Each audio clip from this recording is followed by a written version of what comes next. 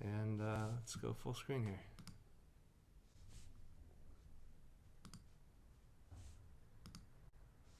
Cool. So hello everybody. It's good to be back together for some more learning. This week's Torah portion is Parshat B'midbar. So this is or Numbers. This is the very beginning of the book of Numbers. What we have, it's called B'midbar because it says at the very beginning, in the wilderness. Right? God commanded us. That's B'midbar means in the wilderness. But in English we call it Numbers because the entire beginning of the book is about taking the census. It's about counting everybody. And so we actually have on the source sheet is 3 different countings. I would highly encourage if you clicked on from mishkon.org to also click where it says, click here for the source sheet, this week's source sheet, because it'd be a lot easier for you on your own to be able to bounce around and look at the different pages rather than only being able to see what I'm showing you. There's a lot of text. They actually don't really want to go through all the text, but there are a couple diagrams that I want to make sure that you have access to, that you're able to see. So if you're able to do Zoom in one window and look at a PDF in another window, I definitely recommend you doing that. Otherwise, I'll flip back and forth as I'm able to.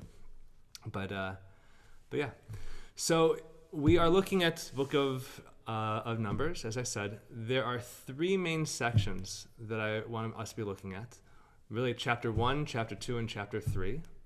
Chapter 1 details the full count of all the Israelites. Chapter 2 will give the same count again, plus a little bit more of a description. And then chapter 3 takes a look at the Leviim and the Kohanim to see what their numbers. So, and we'll see what the total numbers actually come up to. But the more interesting thing that I actually want us to look at is going to be, did the screen just flip for you? Do you now see a diagram? Yes? No? Okay. So then I'll do this then. The more interesting thing then, because here you definitely can see the diagram, is that I have this diagram that I made up of the tribes of Israel. And we're going to be taking a look at this diagram based on the numbers that we're seeing in the earlier in the sections of this Torah portion. So this Torah portion really is giving us a good, it's again one of these kind of architectural drawings. It's like a blueprint in a way of not just the numbers, but also where people are kind of camped out and why they're camped out. So we're going to take a look at this. You can see it's 6 pages of text, which is a lot of text, which is why it's beneficial to have the PDF separately. Either way, we are looking at now the beginning of actually I'm gonna skip this whole first section because it's not. Gabriel, sorry, I'm trying to find that PDF. Where do I find it? If you go to mishkon.org/COVID-19. Okay. And then under adult education there. Okay, hold on. I'm trying to get out of where I was.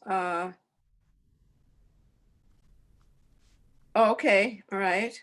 And then scroll down to Torah Tuesdays. One of the links there says, click here for this week's source sheet, something like that.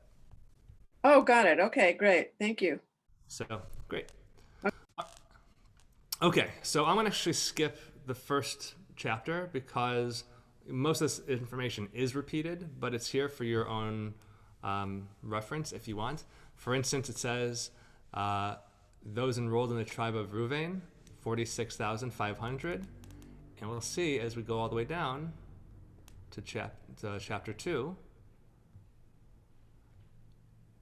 Right here we have the Reubenites, 46,500. So the numbers are the same. The order is a little different than how they're listed here. One second, Phil. The order is going to be a little different, but the numbers are going to be the same. Yes, Phil, what's your question? You said it includes everybody in the tribe, and what it says here in the first portion is all those over 20 able to bear arms. Are we talking? So what did the count consist of in each tribe? So I don't want to get too into detail about who's being counted. In short, the answer is they're counting all men 20 years and older, all those who are eligible for military service. Why are they doing this? Because they're about to enter into the wilderness and go wandering around. They need to know if they're going to be fighting some wars and some little skirmishes here and there. They need to know how many people they have, who they can call up from reserve duty if necessary. So we don't necessarily know any of the men younger than 20. We don't know any of the women, right? But we can guess those numbers, right? If you have roughly 600,000 men, 20 years and older, we're probably going to have roughly 600,000 women, 20 and older. And then if you figure for children, it's going to be anywhere from probably 1 to 10 children per adult male. And based on the commentary that we see from the very beginning of the book of Shemot, of Exodus, we can assume that maybe an average around 6 children per person. So if that's the case, we have 6 times 600,000, it's going to be 3.6 million, plus the other 600,000 from the women, so we have 4.2, right? So we actually have about 4.8 million people is the rough numbers that we should be looking at, which is obviously outrageous. Not necessarily in a bad way, but the idea of it's probably not really 4.8 million Israelites wandering through the desert. That would be like the entire country of New Zealand wandering around the desert together. Doesn't really happen. Could it be 480,000? Maybe. Could it be 48,000? Maybe a lot more likely. Could it be 4,800? Definitely could be that, but we don't know. So, but roughly we know we're going to be somewhere in that kind of those number range. Either way, here's what we're looking at then. Right. So it's also worth noting the age 20 years and older being fighting age, which is very different from our fighting age. Right? Here in the U.S., you can eligible for military service when you are 18. And we've heard plenty of stories of people, in the greatest generation lying about their age so they can go off and fight when they were 15 or 16. And definitely you have children soldiers in other parts of the world where kids are 12, 13 years old and carrying an automatic rifle. But what's interesting is that if you look at the Mishnah, it gives all the different ages when you're supposed to do different things. Age 20 is when you're supposed to get married and have a family. So the idea is, my understanding, my interpretation of it, is that you are not eligible to fight until you have until you're married and have a child, right? So that if you die in battle, you've been able to replace yourself. And so the numbers don't shrink. That if we allowed our soldiers to go off and fight at age 15 before they're even married, before they have kids, that's a good way to make sure numbers shrink relatively rapidly. So there's actually a lot of genius in this, restriction of saying you have to be 20 years or older to fight. Okay, so now let's actually look at some of these numbers. I don't want to go too crazy looking at the numbers themselves, but we don't have to go too close into detail. So here we have Adonai spoke to Moses and Aaron, saying, "The Israelites shall camp each with his standard meaning his flag, right, under the banners of their ancestral house. They shall camp around the tent of meeting, the Mishkan, at a distance." Right. Here it says Ohel Moed, but Ohel Moed and Mishkan are somewhat interchangeable. I can go in a whole other teaching about differences in those terms as well, but for our purposes right now, they're interchangeable. So camped on the front, or the east, the standard of the division of Yehuda, of Judah, troop by troop. So this means on the east side, right, of the Mishkan, you're going to have group of tribes. The group of tribes are all going to be camped underneath the flag of Judah, meaning the tribe of Judah is going to be the leaders of this encampment on the eastern side. So here we have the Judites of 74,600. Right? And then we have the Issacharites at 54,400. And then we have the Zebulunites at 57,400. So the total enrolled in division of Judah is 186,400. And these shall march first. So here's what I want to show you. I'm going to zoom all the way back down. We'll zoom out a little bit here. Okay. So here we have the east side of the Mishkan. Judah is in the middle. And they have 74,600, Issachar and Zevulun. The total for this side is 186,400. And the banner is right here with Judah. They are the first group, this whole group is the first group to march out when the Israelites break down camp and start marching through the desert. Right? So this should give you a sense of, when we're reading the text, what we should be visualizing in our head. So this is what we're visualizing. Okay. So I'm going to go back up to where we were. Rabbi, what determined why they were on the east side? Was there a certain kind of ranking or a priority given them to each tribe for some special reason? How was that determined, the positioning and the ranking of the tribes? So we're going to have a conversation about that. Okay. But beyond that as well, just the idea of the east side. So the sun rises, obviously, in the east. For me, this is the east. I guess if you're looking at me, that would probably look like the west. So let's say on the east.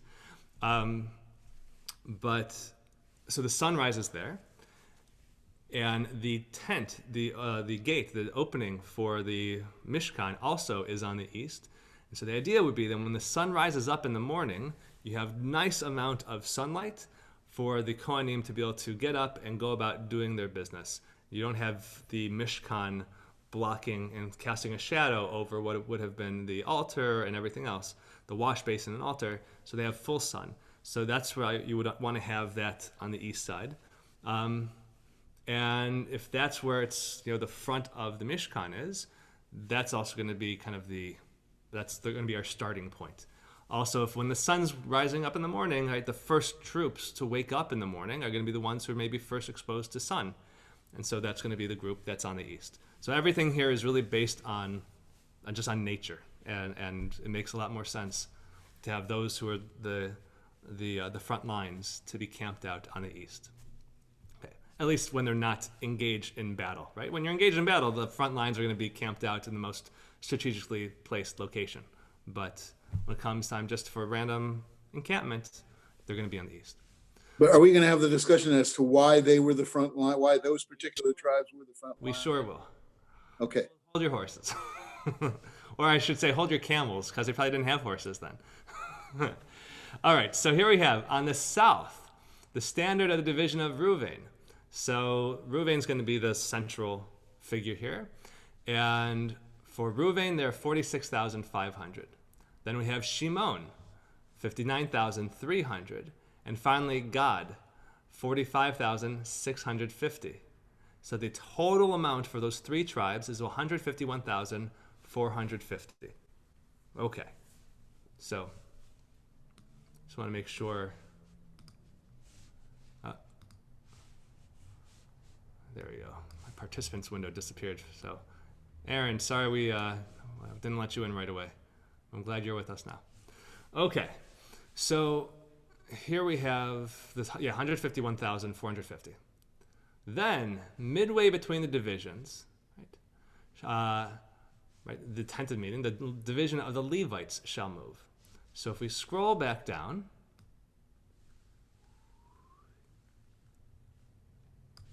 zoom out of here a bit. Okay.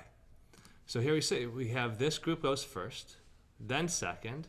I say third and fourth, but really the Leviim go third. They are smack dab in the middle. And then when you get back to the other main tribes, this is going to be third and fourth. Right? So this is the order that they're going to go. 1, 2, really 3, 2.5, 3, 4. Okay. So here we go. So the Levites go. Then on the west, the standard of the division of Ephraim, troop by troop. So from Ephraim, we have 40,500. From Manasseh, we have 32,200. And for Binyamin, we have 35,400 for a total of 108,100. So, and finally on the north, and they shall march third, right? And on the north, for the standard, the flag of tribe of Dan, they have 62,700. Then Asher has 41,500, and Naphtali has 53,400 for a total of 157,600. So for the total amount of all the people who are encamped around there, 603,550, which is a little bit larger than the number we had as soon as we left Egypt. Because when we left Egypt, we were told it was 600,000. Now, were they just giving us an average, or just a rough estimate of what it was, or were there actually 600,000 and we've grown in the time? It's not entirely clear, but the precise number we'd have is 603,550. So if we go back down to our chart, our little diagram here, we can see this. So we have, I can't see because everybody's blocking the screen here for me.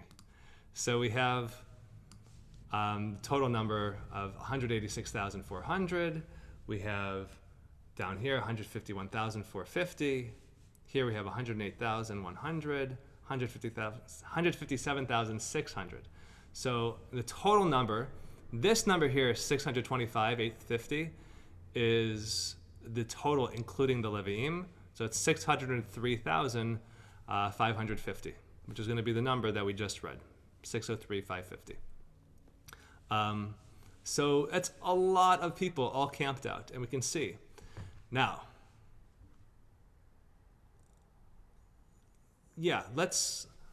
I'm not going to look at the Leviim yet. The chapter 3 gives a breakdown of the Leviim, which gives us this same number as well, and this order in which they're camped out. Where just here to the east, it's only Moshe, Aaron, and Aaron's 2 living sons, right? Nadav and Avihu already died. So it's really just 5 men and their families. Sorry, 4 men. So, 5, 1, 2, 3, 4. 4 men and their families, their children. So not many people. And we have a total of 22,300 of all the other Leviim. So these are the Kohanim, and these are the Leviim, and then all the Israelites out here. Okay. Any questions before I keep going a little bit here? Anybody? No questions? Okay, great. So, yeah, Raz.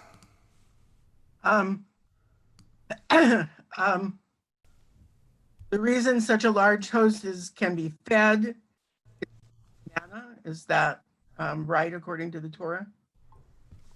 Yeah, they were all fed by manna. They actually had cattle and flocks with them, but those were not for their eating. Those were for sacrifices to God. Okay. And I have drawings elsewhere of what it kind of looked like, but you have all these tents with small little pens of animals, tied up just outside of all the tents, and just these really massive city of just tents and animals everywhere. And if you actually wanted to defecate, you had to go outside of camp. So that's a really long schlep. You're talking about a few million people, and you're not allowed to defecate outside of camp. You have to go pretty far to get away from everybody. Aaron. Yeah. And this is just men, right? Just men over the age of 20. This is just men over the age of 20 that we're looking at. So, as I was saying before you joined us, but you do the numbers, figure every man's married, and every man has between 1 and 10 children, and reason to believe off of some commentary from Exodus. Rabbi, you froze up. I think just for you. I think the others. You're freezing. I think it's just with you, Phil. Okay, I have a question. All right, 1 second. So, and Aaron, so if you figure there's commentary explaining that everybody had children 6 at a time. That's what the vayishritzu is, a word that's used in the beginning of Exodus. Sheretz meaning bugs. So they said bugs have 6 kids at a time. So the idea would be that bare minimum, all these Israelites would have 6 children. So we're looking at, if these numbers are accurate, 4.8 million people minimum. So, yeah, Phil, what's your question?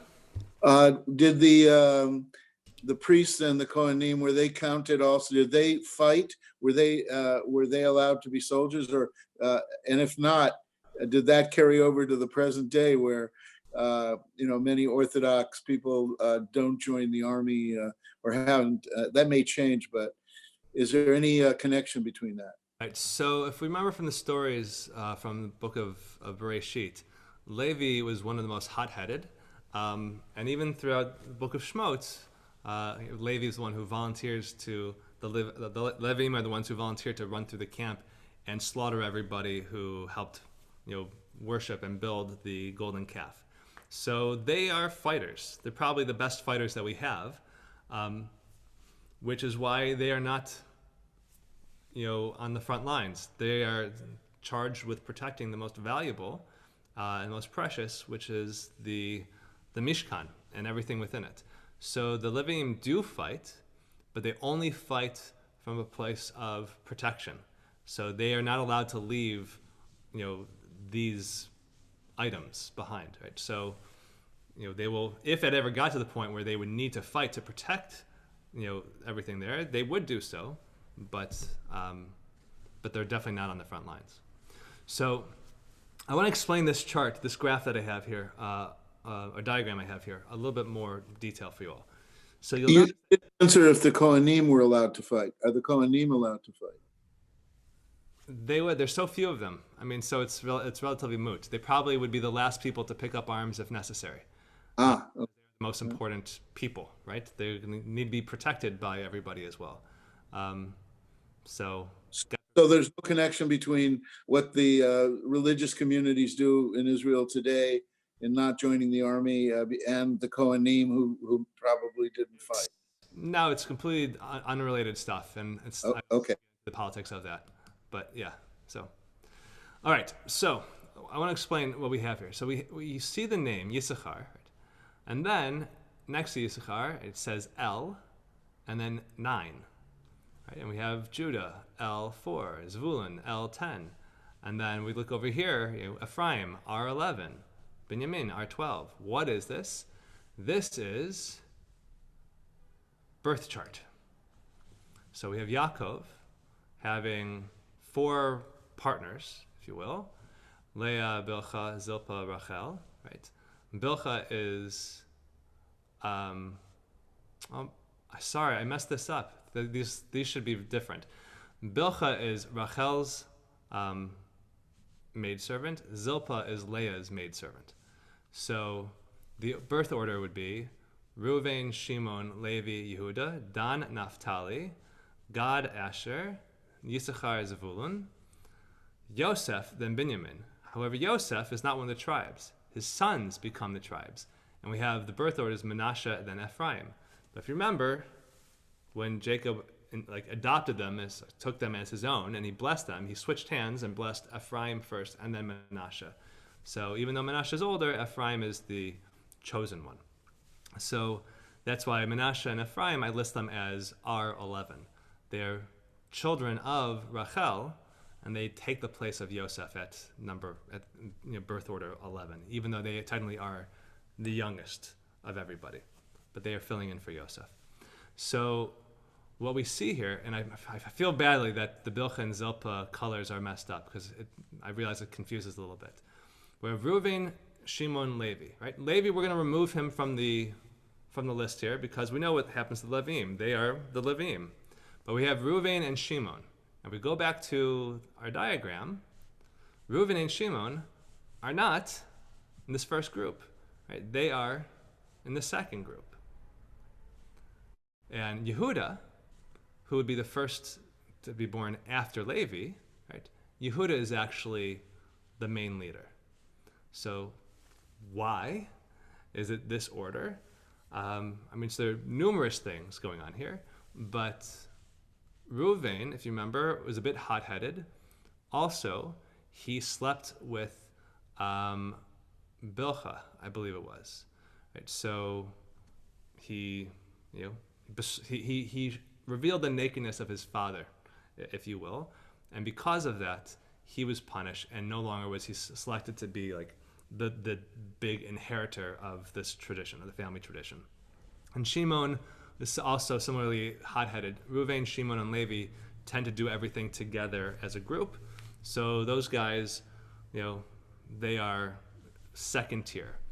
Reuven, however, because he is firstborn, is honored with being, the banner for this second encampment.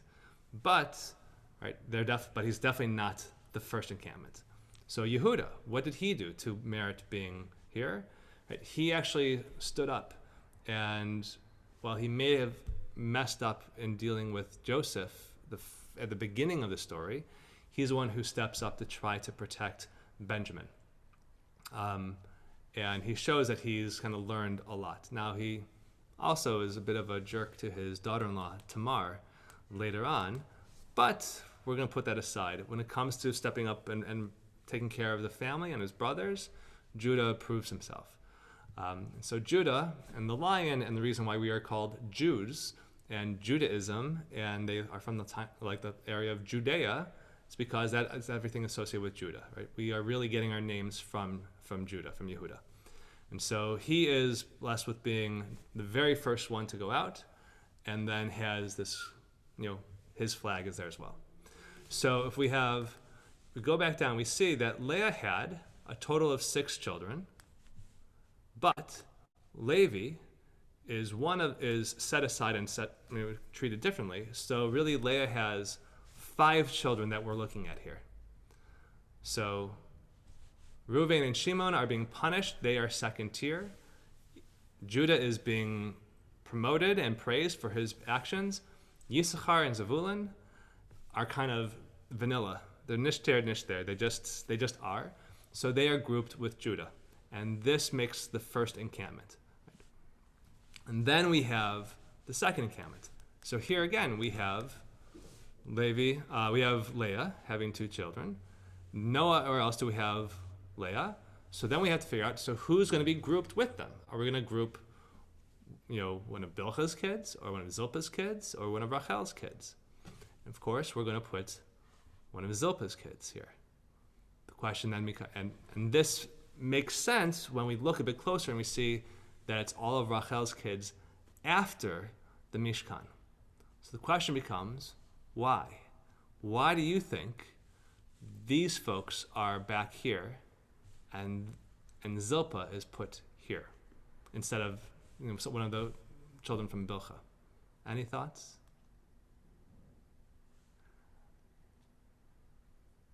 Any ideas at all?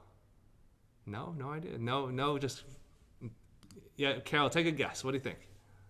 Well, when I set a table, usually the guest of honor is at one end and Bernardo or I, or both of us, are at the other end. So it could be that Rachel's children are really being given an honor in being at the far end of the Mishkan rather than just on the sides. Okay. All right. So that they're being honored in that way, from that position. Okay. Joel, you had your hand up before. What were you going to say? Sure. I'd just like to say that Rachel was the favored wife. Yes. Rachel. And so, what? So What? let's put 2 of Rachel's progeny behind. It's a protected status. Right. It is to protect their status, or they are a protected status? Yes, to protect them as opposed to the front of the direction of the camp. Right. So that's what we're really looking at. The first 2 lines that are kind of marching out, they're going to be the front, the front lines. They're going to be the soldiers who are really going to be fighting. We also see the total numbers for this first group is also the largest numbers, which means they have more people who they could technically afford to lose in that very front line of battle. Not that we want them to die, right? But that they have more numbers, that if you put the smaller numbers up front, 108,000, right, that's going to really weaken your standing. But the idea is that Rachel, being the preferred and the beloved wife, her children are going to be a position where they are protected. Now, they could be in the very back. You would think that they'd be the most protected in the very back. However, as we remember the story of Amalek, who came charging up the rear and got the elderly and the young and the women and the infirmed from the rear of the guard. I want to say we want to put the people who maybe might be the most precious in the very back, because they can be picked off as well. But if you put them towards the back, but still having some protection behind them, that's going to be the safest place for them. And so then if you're talking about putting a maidservant's child grouped with this first group, are you going to put one of Rachel's or one of Leah's handmaidens there? You're going to put one of Leah's. So you're going to put Zilpah, one of Zilpah's kids. So God is going to be grouped here. Also, on top of that, Leah and Zilpah, those children, like their children, kind of stuck together more so than, and they definitely excluded Rachel's children, but they also excluded Bilhah's children to a degree. But they definitely excluded Rachel's children. So the idea of having any of Rachel's children grouped with the others is probably not going to be the smartest move. Right? So then we go back here and we see we have another one of Zilpah's children, Asher, and then we have Bilhah's children. So just as Bilhah was there to serve Rachel, Bilhah's children are there to protect Rachel's children. And so that gives us a sense of this marching out. So Leah's kids first, then we have one of the Leah's handmaid's kids, the Mishkan, then Rachel's kids, and then Rachel's maidservant and Leah's maidservant's kids in the rear. So there's a real kind of logic to the way that everything is going here and why they're being grouped the way they're being grouped. But what's really weird, though, is that here we have Benjamin is actually a child of Rachel, right? But Ephraim is the one under whose banner they are camped, which seems a little strange. Like, wouldn't you elevate Benjamin to this role? But again, we remember that Yosef was the favorite child of Jacob, right?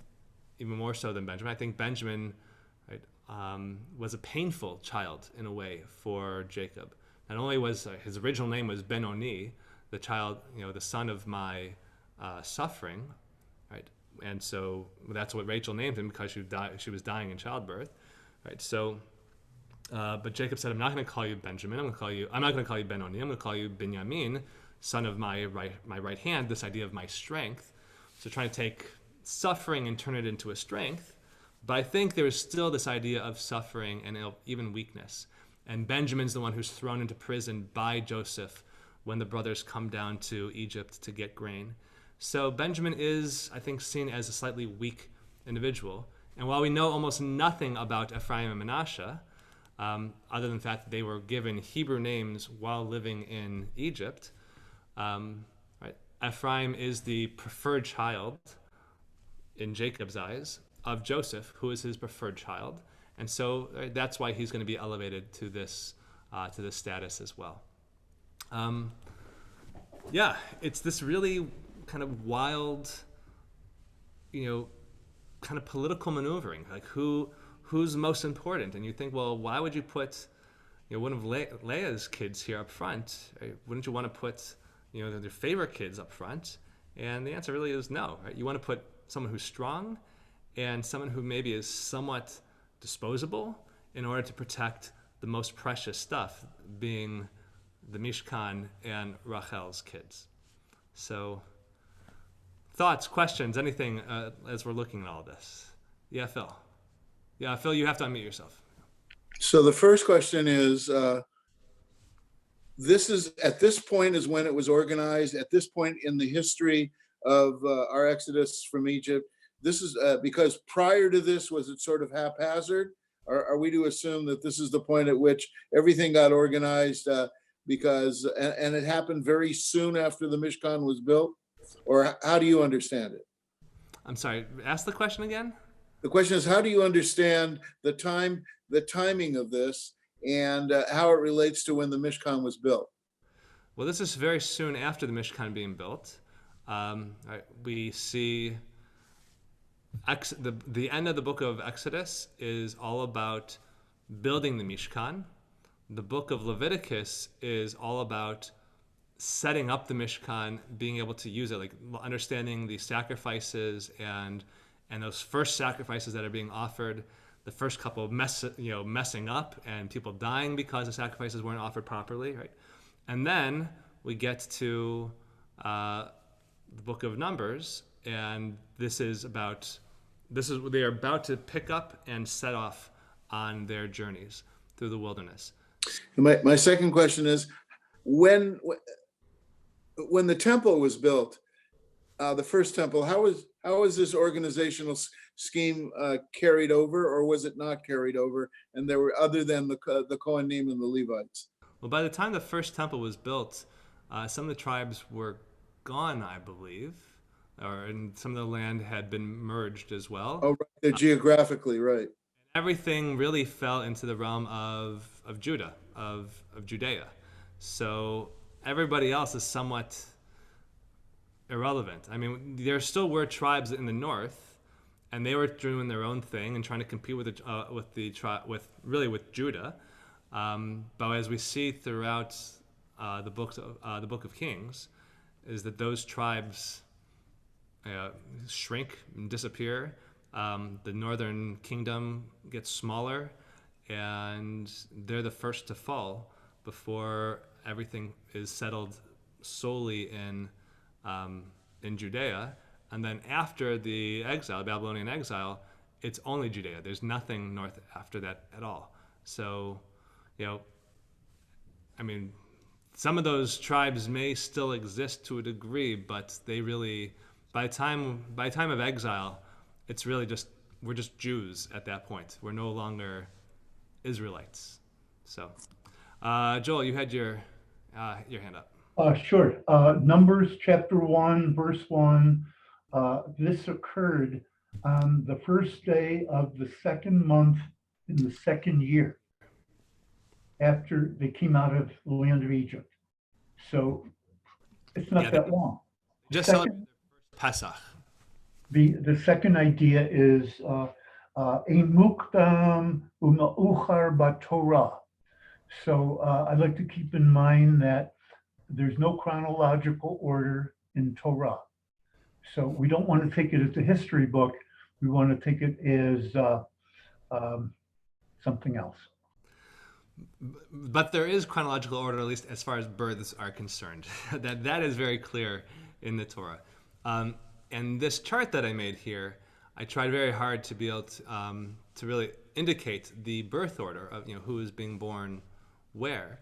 And what's interesting is that actually, if you look at this birth order, and if we go all the way back up to the top, right? So Reuven is the first, Shimon is the next that's listed, but then it goes to Gad, right? It doesn't list Levi, and does Gad before Yehuda, even though we know that Judah is born before Gad as well. It's a very strange order. And Issachar and Zevulun and Yosef and Menashe and Binyamin, it's just so, it's strange the way that this order is done here. It doesn't really make much sense. And then if we look at the second chapter, right, we have Judah listed first, right, and then Issachar. They're listed by the encampment. It's so there's nothing that's actually connected to birth order at all. Why they've chosen to be listed in the way that they have been listed is very strange. Now, what's even stranger is I want to show you in chapter 3.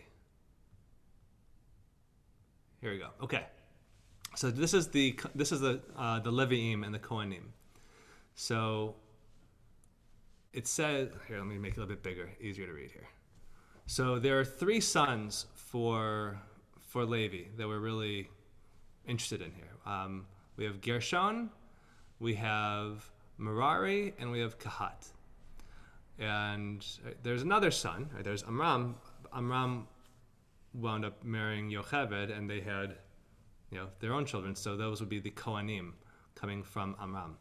But Gershon, Kahat and Merari are going to be the three main sons that we are concerned with here.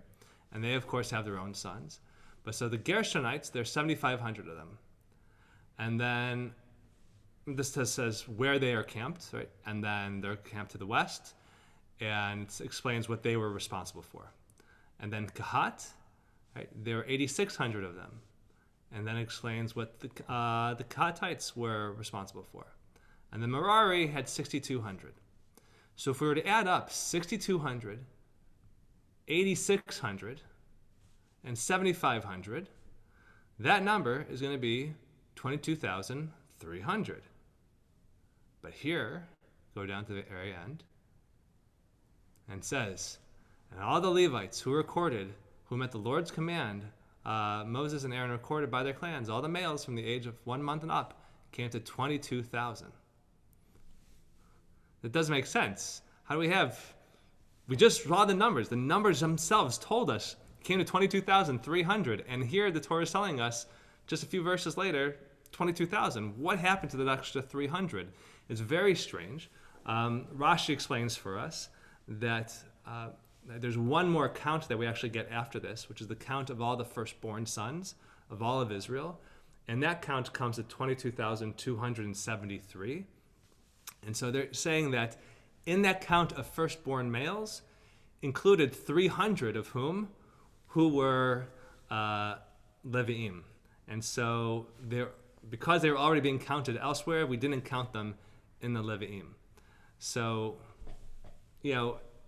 it's nice, trying to tell us that, but it doesn't really make much sense because we don't discount the 22,273 from the count of 603,550 Israelites, because some of those have to be firstborns as well. It's very screwy what we have going on here, but at the end of the day, this is more or less the main numbers that we are concerned with. This idea of 22,000, and you also notice that those numbers were not for the Levi'im were not men, 20 years and older. Those are 1 month and older, because the Kohanim, the concern was not so much with them being fighters for us. Yeah, Carol. So I've been wondering this whole time, although I find it rather fascinating how you've led this all out, and it makes more sense to me than when I've just read the text.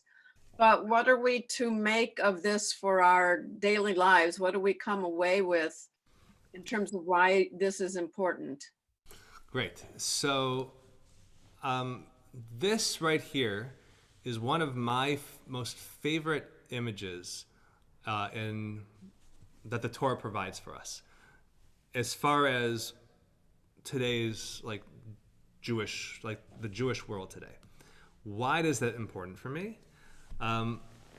It's because anybody who's said at a board meeting or some presentations that I've given, sometimes I talk about this, that I think for a lot of people, especially members of synagogues, it's really hard for people to relate to the idea that there are other people in the community who they may never really see, but who are also just as involved in the community as they are.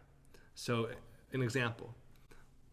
When I was in rabbinical school, even before rabbinical school, so I was very involved with the community at Ikar. And I was on the davening team for the first several years I lived in LA. I went Friday night services twice a month when they had them. I was there all the time, and I almost never went on Saturday mornings. Right? So I didn't know any of the Saturday morning people. I just knew the Friday night people. I started going on Saturday mornings, and I saw a bunch of people I'd never seen before, and eventually I got to know them as well. But then when I was the intern, and I thought I knew everybody. I was there all the time, Fridays and Saturdays. And then occasionally there'd be some person there on a Saturday who would show up and would speak with Rabbi Sharon Brous and have a conversation like they were really close, that they knew each other well. And I never saw that person before in my life, and I was there all the time. I knew everybody. Who was this person? How could the rabbi be close with this person? And she explained to me, duh, but we have a preschool and we have a religious school, and there are donors, and there are different people who are involved in the community who may just not choose to come to services. It doesn't make them any less critical part of this community. And right, oftentimes it's the rabbi or the executive director, the people in the office who know all those different people, but the people who are in any one group don't necessarily know the others. So when we're looking at a map like this, you can say, even within like this group here, there are subsets, and even within each subset, there are more subsets. That this could be this could be the group of people who are all the living Shabbat goers, people who come to services. You could have preschool families, and you could have religious school families. And you could have people who just want to come for adult education or some other programs and on holidays. And then you have people who come only on high holidays, right? Who knows what it is? And in the very middle, right, is the Mishkan. In this case, actually for our community, Mishkan. Mishkan is not owned by any one group. Right? No one group actually has more of a claim over that Mishkan than any other group. In fact, this Mishkan's security and ability to thrive is dependent on every group. Right? If we didn't have one of these groups there to protect it, maybe big donors, and oftentimes big donors don't come to services every single Shabbat, right? They are really important. That without their financial support, the community would falter. And then we have preschool. That if we didn't have preschool, the preschool is not going to feed into religious school. And without a religious school, we're not going to have more families to be members, and their membership dues help support the community and make sure that we can have our staff and whatever programming we're doing. And if we didn't ever have services, if we didn't have a group of people who ever want to come to services, it seems like strange. Like, why be a synagogue? Just, be a member of a JCC at that point, right? So each disparate group actually plays an incredibly important role in ensuring the longevity of the Mishkan, of the center of the community. And so part of what I see here is that there's no one group that's actually more important than another. Why they're laid out the way they're laid out militarily is a different conversation. But how we can actually relate to this today is seeing that every community is incredibly dependent on every single constituent part. And if we start to feel that one part might be more important than the other, or certain parts are less important than the others, we start to shoot ourselves in the foot. And so this is just a beautiful visual reminder of what we need to what we need to keep in our mind whenever we are thinking about who the stakeholders are of a community. So, any other thoughts, questions? Yeah, Raz.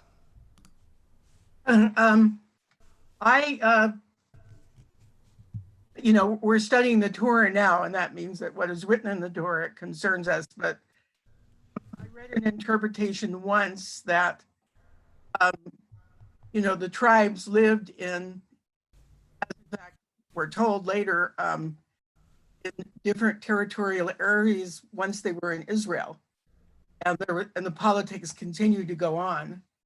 And I read once that some of the things in this part of the Torah, they have some reflection of the way things were later. The prestige of the tribes, their territories, that kind of thing. Well, yeah, we definitely see certain tribes are, obviously Judah is the longest surviving tribe, and odds are, we may very well be mixed and mingled at this point, but we are guaranteed that anybody who has, who is genetically Jewish are going to be a descendant of Judah, unless they're a Kohen, in which case they'll be a descendant of Levi, or if somebody's a Levi as well, it'd be a descendant of Levi. But we see certain tribes do start to kind of disappear. Menashe is one of the first tribes to kind of disappear and go wayward. It would be a shame had they been the standard bearer for this group, and they're one of the first tribes to disappear. And same with Naphtali and Asher. They kind of shrink first. Right? So what we see later in the Tanakh, right, these are going to be some of the largest groups. So Reuven, Judah, Dan, and Ephraim. Those are going to be some of the most essential central groups of the Jewish tribes. So, yeah, Phil.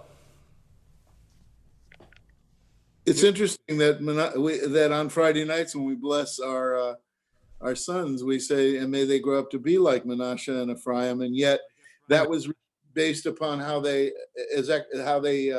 were when as Joseph's sons, and not so much how they fared as a tribe, I guess. So they're concentrating on a different part of the Torah and not the entire history of those tribes. Who they are as people and not necessarily who they are as a tribe, right? And Ephraim and Manasseh, we know very little about them, and one of the teachings is like, well, they're the first group of brothers that we see where they actually get along with one another. That may or may not be the case, but it's a nice little drash to explain why we're gonna bless our kids. You should be like them, rather than saying you should be like Reuven, who's going to sleep with his father's concubine and try to throw one of his other brothers in the pit, or you should be like Levi, who goes around killing people. So, yeah. Roz? Sorry. I know it's not in the context of what we're doing today, but would actually be interesting to take this diagram and compare it to what Jacob says about his sons in the last part of the Torah. Last part of Genesis, I should say. So you have two things. You have no, I must. It's of course is only in Genesis, but you have. Isn't there a place where the tribes are described in the last part of Numbers? Yeah, 1 second. I'm grabbing a chumash. Under the blessings, that's correct. The blessing, yeah. There are two blessings that take place. You have at the end of Genesis, you have blessings of the sons, and let's see, the order of the sons there is going to be Reuven, Shimon, and Levi, then Judah,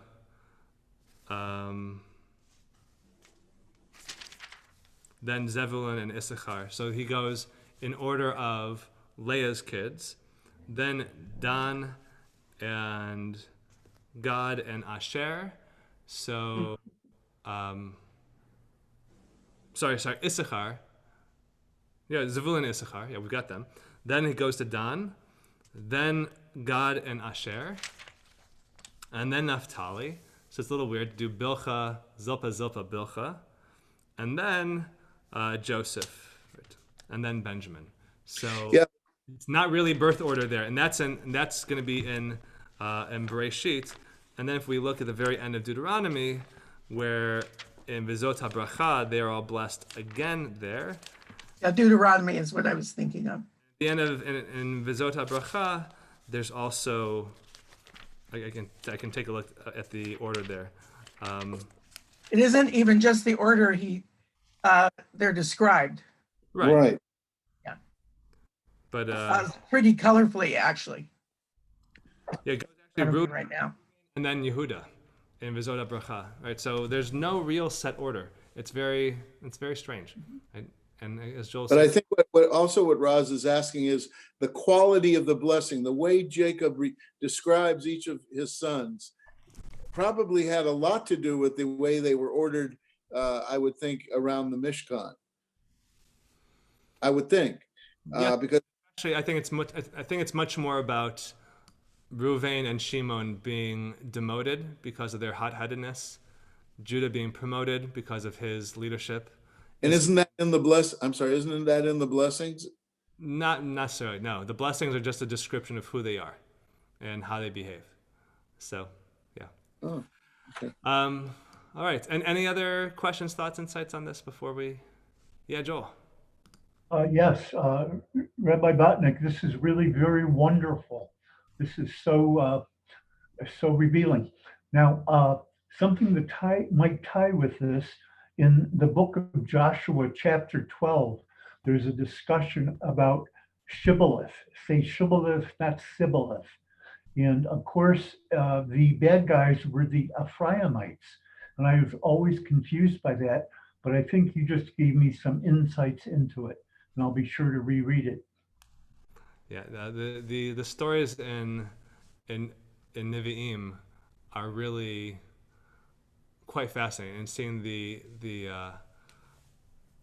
division between the tribes, and they really start to kind of fall apart, and then when it just becomes north versus south, it's just, we're Jews. This all starts to crumble. Like this entire concept starts to crumble, and then they really just rebuild it all with really just the Leviim and Kohanim and the Judites. Really, that's what happens with Jerusalem, and that's, everybody else disappears.